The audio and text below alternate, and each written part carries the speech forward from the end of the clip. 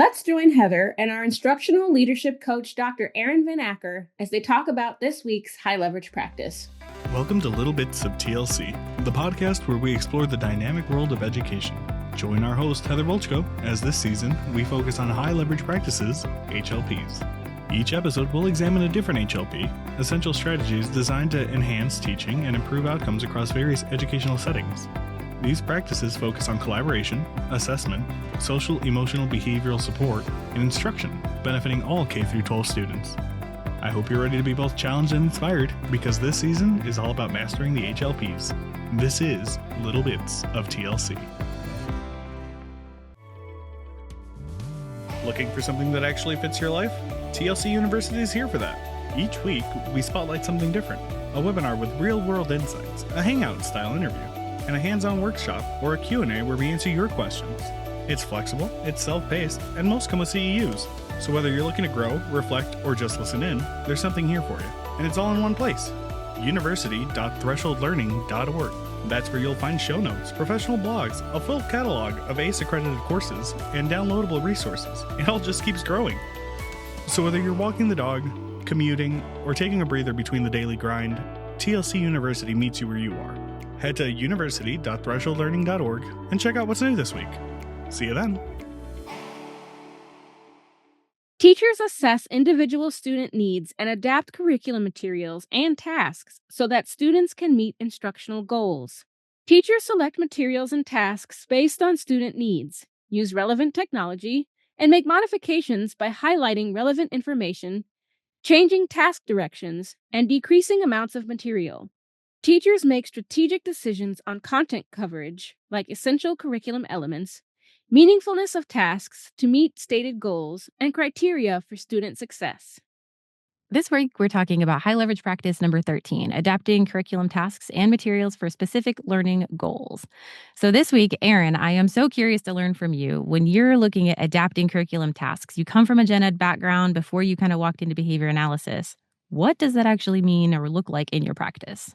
So generally speaking, adaptations is making some change to a curricular task or content to ensure that all students can access that material and be successful. Usually within the high leverage practices, it's broken down into accommodations and modifications. So accommodations, we change the way that a student can access the information or demonstrate their learning, where modification, you're actually making a change to that task or accommodation.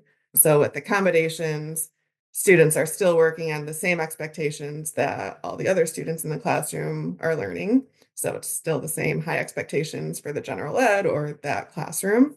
You're just really making little changes to meet any difficulties or barriers that the student experiences because of their disability.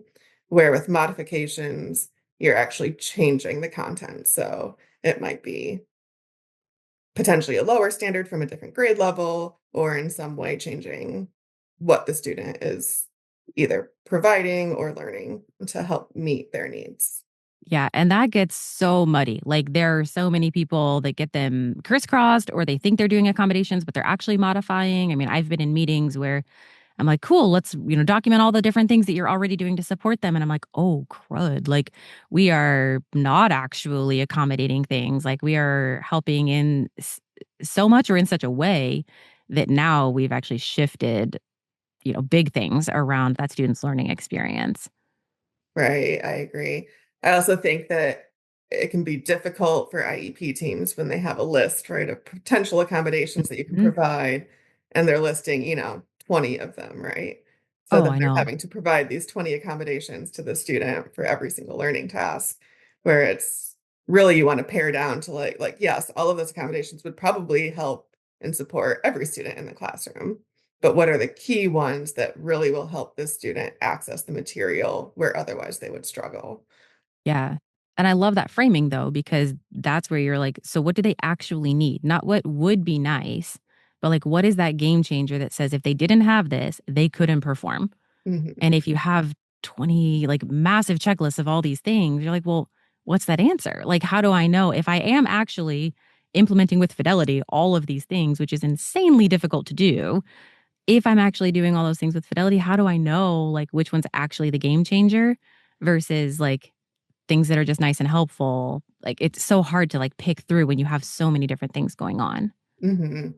I think that brings up a great point where, again, I think a lot of times we identify these accommodations or modifications, put them in place, but then we don't actually make assessments, either beforehand to figure out like what areas might they need support in, or also making sure are these accommodations and modifications actually supporting the student and helping them progress and be successful in the classroom, or are we just throwing spaghetti at the wall, right, and hoping something sticks?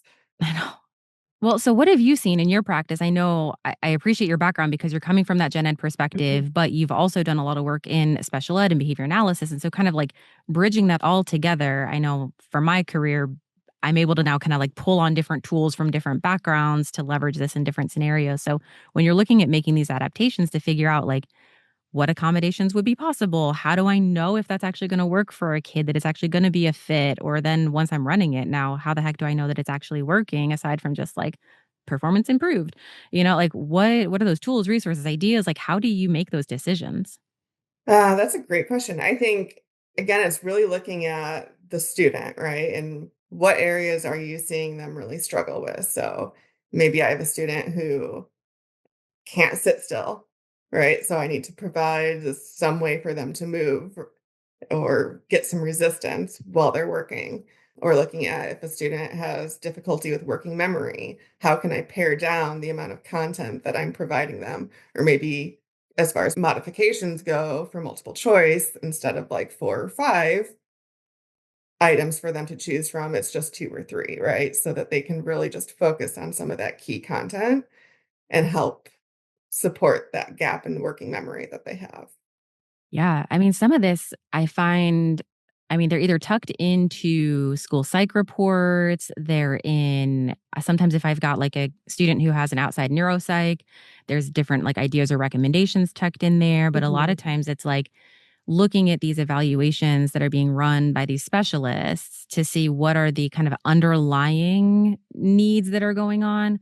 And then, I mean, a lot of the work that I do is just translating. So we've got these specialists with all these ideas. Well, what actually then makes sense in a classroom or, in this type of classroom? mhm. That's kind of like that translation effort, for me, like being an educator and a specialist, it's like, okay, understand all the stuff from the specialist, but how does this actually look like? How is it actually functional for a classroom teacher when you're also juggling all the students all at the same time? You're trying to get all of those individual needs met and you're making sense of all these big words that you've never seen before, like trying to make sense of it.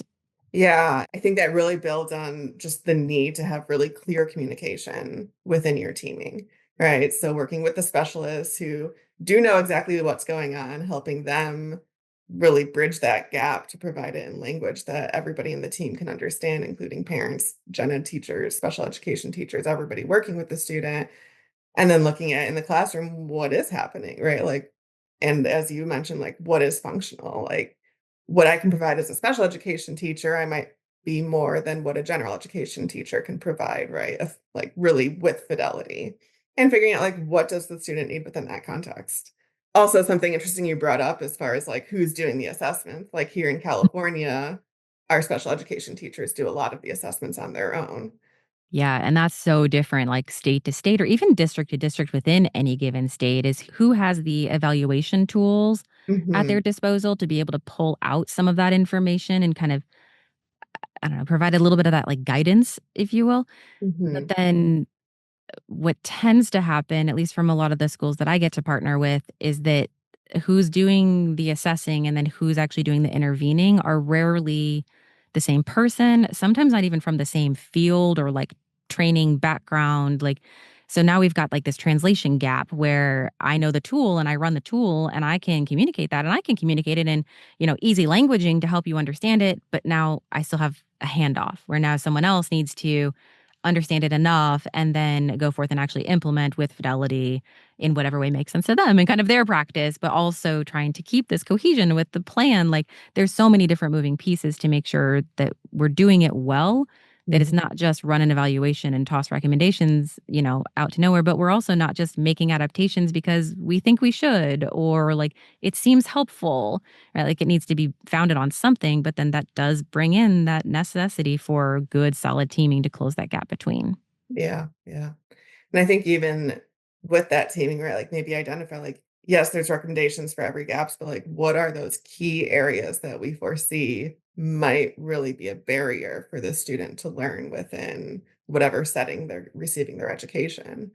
And really focusing on those of like, all right, what accommodations or modifications might be needed to support this, right? And then again, once that's in practice, are we actually then continually taking data and assessing like, are these working? Or do those need to be changed? Or maybe we need to pull a different accommodation or modification out to really support the student. Yeah. I mean, like, I'm thinking even when I was working in a sort of like it was like a resource self-contained hybrid program. My students, when they would come in for like accommodated tests, they would have a sticky note with their list of accommodations and they had to check which accommodations they used when they did that exam. And then they would know, like, oh, I haven't really used this in a while. Yeah, we can probably drop that off my plan. Mhm, Versus like, oh gosh, like I do actually need this. That was super helpful. And it was just like so forefront for them. It also gave mhm, me really clean data so that I could show like the kid actually knows it, likes it, wants it, uses it, as opposed to like this kid who no longer is using it and is still doing decent enough that like we can probably just drop it. And it's like not a battle to be fought. mhm. Oh, absolutely.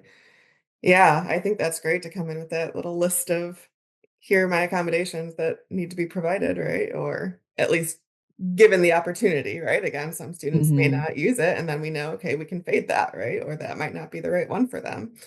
Exactly. They're being successful without it. Well, especially with students that have like emotional, behavioral, mental health challenges, to put them in the driver's seat of what works for you, what doesn't work for you. Like your goal is learning in grades or, whatever those metrics are that you're trying to accomplish. But like, how do you need to be supported to get there? And can you help me drive that? Because then Mhm. they're going to, like, they invest in it more. We see great outcomes from it, like all the things that come from self advocacy, right? But I don't know, I guess I'm curious. We're kind of like talking around it for the adaptations for students with like emotional, behavioral, mental health challenges.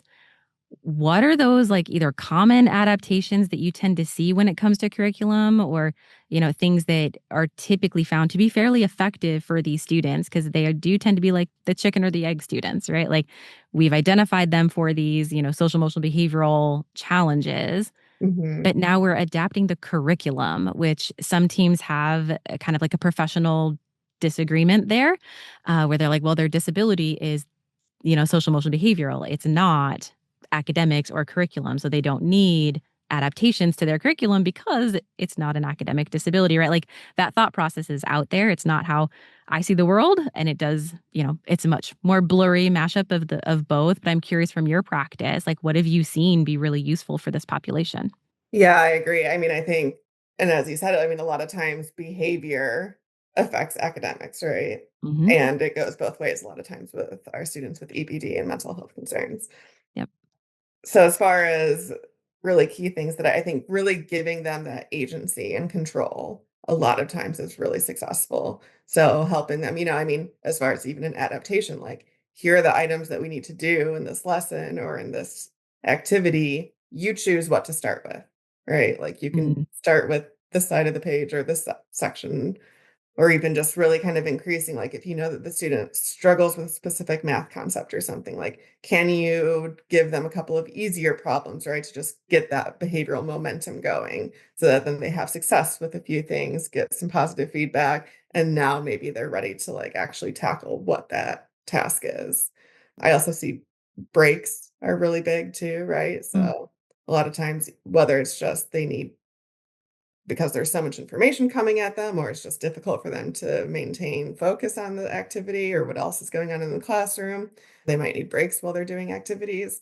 And I think that's also something with teaming, where I was just working with a teacher who the student was supposed to get breaks, but she couldn't provide breaks because she didn't have any staffing to help the student actually be able to take. He needed a break outside of the classroom, and she mm, couldn't trust him outside by himself. right. And so he didn't get his breaks, right? So, like, really, how can we work with staff, like, or even give him a note that means nothing, but it's like, here, go give this to Hmm. the office staff, right? Or somebody in the school who he has a really strong relationship with, so that it's just kind of like I can go in, check in really quick, and then come back to the classroom, and maybe I'm ready. I love that the examples that you're giving are not your traditional accommodations that we would think of for, a reading disability or something like that, right? That it's interrelated, and sometimes we can see it showing up in maybe similar ways, but Mhm. the teacher moves are different. Mhm. And I think looking at that too, like you might have some traditional accommodations, right? Mhm. Or even just like highlighting the key areas within a lesson to really help that student focus and like, here are the main concepts that I want you to get out of this reading material. But again, it goes hand in hand with like, again, making sure that the student needs that, Mhm. right? So we've talked about what accommodations, modifications, what they are. I know I've worked with a lot of teams that think they're being helpful, and sometimes I kind of have to give them feedback that's like, you're maybe not hitting the need that you think you're hitting, or you're supporting maybe something different than what you actually think you're supporting. Do you have any examples of what maybe people think are accommodations or modifications, but they're actually not? So providing choices is always a big one that I see, especially with this population of students, where teachers often think that they're providing choices, but really they're giving like a you do it my way or else here's the consequence, right? So Mhm. sit down and do this task, or you get to go to the office. Like, that's not providing choices. But really providing choices, do you wanna start with this problem or this problem? Like, both of these tasks need to get done today, which one do you wanna do first? Or even in the response, right? Like, do you wanna handwrite or do you wanna go on the computer and type it out? Do you wanna work at your seat or do you wanna find a quieter area in the classroom to be able to finish the work? So again, it's really giving the student that agency and control, but while also being kind of a win-win where the student meets their needs, but you're also getting what you like the students completing the task that you need them to complete within the classroom. Yes. Thank you for that example because, oh my gosh, I see that everywhere. Because it's like, I'm going to give you what I need you to do and a consequence if you don't. So Yeah, you can pick, do you want to do what you're supposed to do or do you want the consequence? Like, that's not actually choices because both choices, or if you're providing more than two, all of them are headed in the same direction, right? So I don't care if you're sitting here or sitting there, you're still doing the thing. I don't care right. if you do it this way or that way, you're still doing the thing. Mhm. And that's, I think, for me, where I've been able to take some of those conversations and be like, do both choices have the same outcome? Right. Like, are you still going in the same direction with regardless of what choice you pick? Then you're probably living in the world of accommodating or, behavior interventions or like kind of whatever world you're living in there. If you're just saying like, do this or get a consequence, that's not exactly what we're talking about here. Yeah, yeah. And I think too, like, if you're providing choices and the student says, "No, but can I do this?" And it's actually a reasonable request, right, to where they're still going to do the thing that you want them to do. I think a lot of teachers get really built up in that, like, need for control, Mhm. but it's as long as the student's being successful with what you want them to do and it's a reasonable request, like, yeah, let them do that. Yeah. And I mean, in my room, then we would take that as data and be like, great, they've requested this accommodation and it Right? actually worked. And now can we just build this in the plan? And next time we've got, the IEP revision or, the next time we're updating their, 504 plan or whatever it is that they're working with, we'll just tuck it in there. And then we, like, especially with my students, I've then shown them, see, look, this is what you asked for. It's in your documentation now. So you can ask any teacher to help you with that. And like, we'll be able to figure out how that can fit. But again, that goes back to your, advocacy or autonomy, like all the things we've been talking about is it's Mhm. not just adapting things. It's can you bring them into it so that they can own it and really like drive it and direct it because then they'll actually use it. Absolutely, yeah. And I think just the broad changes you see, right, when the student actually has that independence and ability to affect their own education and learning in the classroom is huge, yeah. Yeah.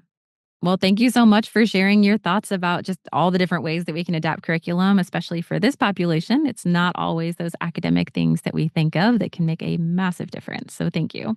Thank you. Working in a self-contained, alternative education, therapeutic, or correctional classroom? Project Onward is a 6-strand cohort-based project designed to help you build a strong, structured program for complex students who need extra specialized support. You'll get practical tools to set up clear routines, strengthen engagement, manage behavior, and plan instruction that actually fits the splintered needs of your students. By the end, you'll walk away with a complete, ready-to-use program that has been adapted to your local needs. Led by Heather Bolchko, Lathrell Eisler, Jonathan Barbario, and Manny Wasias, Project Onward blends proven strategies with vetted experience, helping you move forward with confidence. If you're creating something from the ground up or looking to update what you've got, this project gives you the structure and clarity to do it well. If you support students with low incident needs, Project Base helps you design a consistent classroom built just for them. And if you're working in general ed or resource settings with behavioral challenges, Project Thrive gives you the tools to work with, not against, the flow of your classroom. Visit university.thresholdlearning.org to meet the team and get started today. Let's move onward, together. In the field of special education, one of the most crucial roles a teacher plays is adapting curriculum materials and tasks to meet the individualized needs of students with disabilities. Every student has unique goals outlined in their IEP, and it's the educator's job to ensure that the material is accessible and engaging. This often requires modifying how the information is presented. For example, teachers might highlight the most relevant information or simplify task directions to make the content more digestible. They might also adjust the amount or complexity of the material, tailoring it specifically to the needs of each student. When a student struggles with reading or processing information independently, teachers can make substitutions like audio taping the content, reading it out loud, or using other media to relay the same information. They may also work one-on-one with students to break down complex concepts. Simplifying text can involve creating abridged versions or providing summaries that still capture the essence of the content but make it more approachable. Key concepts might be emphasized by using tools like study guides or previews to help students retain the most important information. In addition to these adaptations, special educators often employ content enhancements, strategies designed to structure the material in ways that help students better engage with and retain information. Graphic organizers, for instance, offer a visual representation of concepts, showing how ideas are connected in a way that's easy to understand. These tools help students see relationships between ideas, whether they're hierarchical, comparative, or sequential. Thanks to the vast array of web-based resources available, teachers can customize these organizers to suit their classroom's specific needs.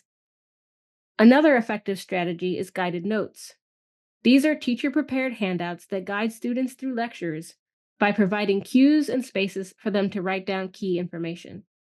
This not only keeps the students engaged, but also gives them a reliable model for taking notes that they can refer to later when studying for exams or assessments. It's an interactive way to ensure students are actively involved during lessons. Then, there are mnemonical devices, which are especially powerful for students who need help remembering large amounts of unfamiliar information. Whether it's through letter strategies, keyword methods, or pegword techniques, mnemonics create a bridge between new information and something more familiar, making it easier to recall facts or concepts. Again, teachers have access to numerous online tools to create personalized mnemonics tailored to their lessons. In short, special educators are constantly adapting and enhancing their teaching methods to ensure every student has the best chance to succeed. From modifying materials to employing strategies that make content more memorable, they're creating pathways to learning that are as diverse as the students they serve. In the U.S., the law mandates that individualized education programs, or IEPs, must be aligned with the grade level standards for the student, even if that student is performing below that level. This creates a unique challenge for special education teachers.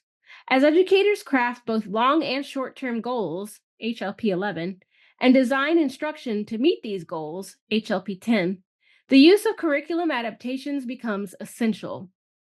These adaptations, broken down into accommodations and modifications, play a critical role in bridging the gap between where the student currently is and where they need to be to meet the standards.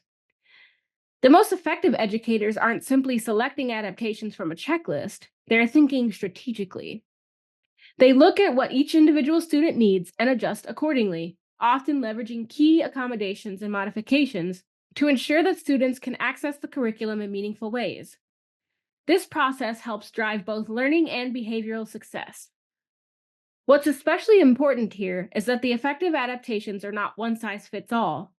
A skilled special educator draws from multiple sources of data, HLP 4, working collaboratively with colleagues, HLP 1, and family members, HLP 3, to create a comprehensive understanding of the student's needs. This collaboration ensures that the adaptations are targeted and impactful. Teachers then regularly monitor how well these adaptations are working, adjusting them as needed to maximize the students' learning outcomes. HLP 6. So it's not just about following the law, it's about being innovative and responsive to each student's unique journey. Adaptations are a dynamic tool that, when used thoughtfully, can open up real pathways to success for students with disabilities. Teachers who are effective at adapting curriculum materials and tasks know that it all starts with intentional differentiation. They don't just throw out the same lesson for everyone and hope it sticks. Instead, they carefully tailor their approach to meet each student's unique needs. For example, they'll take a close look at the task directions, identifying any complex vocabulary or long winded sentences that might trip students up, and simplify these instructions. Pairing those directions with visuals can further support students, giving them a clearer picture of how to complete a task. Technology is also a powerful tool in this process, helping students grasp concepts that might otherwise seem out of reach. By using the right tech, teachers can make tasks more interactive and accessible. They don't stop at one strategy either. They know that combining multiple adaptations boosts the chances of student success. Whether it's cutting down the amount of contents students need to work through or adjusting the difficulty level of tasks to fit each student's readiness. They also make sure that the key information doesn't get lost in the shuffle. Whether it's in a text, a lecture, or a worksheet, they highlight the most important ideas so students know exactly what to focus on. Guided notes are another tool they use, giving students a structured way to follow along, while gradually helping them improve their own note-taking skills over time. And let's not forget about graphic organizers. These are incredibly effective for showing relationships between ideas, and teachers don't just hand them out. They explicitly teach students how to use them and scaffold that learning. On top of that, mnemonic strategies come into play, giving students clever ways to remember the essential pieces of the lesson.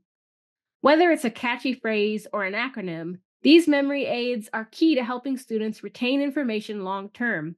In the end, teachers who excel at adapting materials don't just help their students keep up, they empower them to succeed.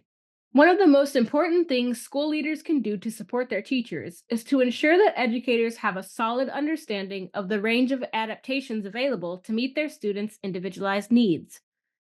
This goes beyond just knowing the basics. It's about giving teachers the tools and knowledge to be flexible and creative in their approach. It's essential that teachers can identify and implement adaptations that fit not only the students' needs, but also the demands of the curriculum. This kind of strategic alignment is what leads to effective learning. For novice educators, it can be tempting to over-accommodate, providing too many supports without stepping back to assess whether those adaptations are really necessary. This is where school leaders come in. By guiding teachers to use data and regularly adjust their instruction, leaders help prevent over-accommodation and ensure that the focus stays on fostering independence and growth in students. It's also crucial for leaders to encourage their staff to think beyond the typical go-to accommodations, like extended time or preferential seating. Those can be useful, but there's so much more potential when teachers get creative. Leaders can challenge their educators to move beyond the pre-written lists and, again, rely on data to evaluate whether the adaptations they're using are truly impacting students' performance in a meaningful way. That's where the real growth happens, when teachers are empowered to innovate and make decisions that directly connect to their students' success. Assessing the strength of research support for curricular and material adaptations is challenging due to the wide range of purposes these adaptations serve. Whether it's highlighting important content, simplifying task directions, or adjusting the amount and depth of material, adaptations are applied in various ways depending on individual student needs. This includes the use of instructional practices like graphic organizers, guided notes, and mnemonic devices, which can be employed either on their own or together.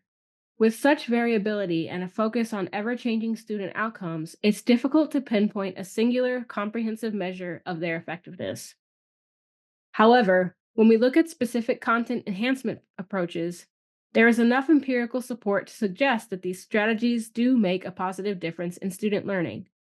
What remains to be explored more thoroughly is how these broader intervention packages of curricular adaptations are implemented. Key questions include: what types of adaptations are most effective? How do we ensure they are used with fidelity?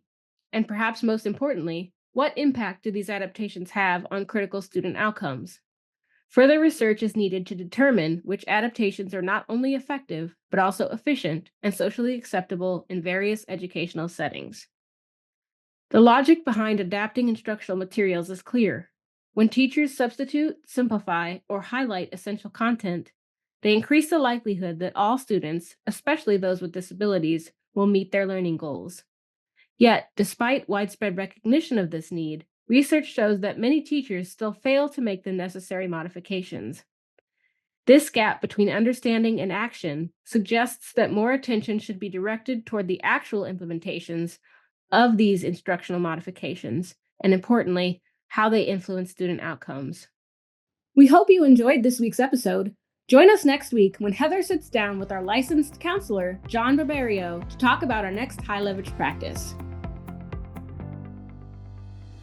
Hey, before you jump back into your busy life, consider dropping a like and follow @ThresholdLearningTLC on LinkedIn, Facebook, and Instagram. And if you like our show, share the podcast with your colleagues. A personal recommendation is by far the best way to promote the podcast. Let them know that they can listen on Apple Podcasts, Spotify, or anywhere else that they catch their podcast. Just be sure to leave a rating and review on your favorite platform. You can email us at info@thresholdlearning.org. We always enjoy connecting with fellow educators and champions for educational justice. You can find everything you're looking for at thresholdlearning.org. See you there. Attention educators pursuing behavior analysis certification and universities preparing them for success. Supervision with TLC offers 100% remote fieldwork supervision designed specifically for school-based professionals. Educators can earn their hours right in their schools without leaving their classroom, all while being supported by experienced BCBAs who understand the realities of education. With month-to-month scheduling, affordable rates, and both live video and asynchronous chat, our fieldwork supervision model is designed to fit into your life, not the other way around. We also invite universities to enhance their graduate programs in partnership with our team of practicing school-based BCBAs. Our fieldwork supervision model keeps students on track for certification by helping them connect their practice to all exam domains so that they can confidently pass the exam. Explore more at university.thresholdlearning.org/supervision or email supervision@thresholdlearning.org to connect. Supervision with TLC, where educators grow into behavior analysts.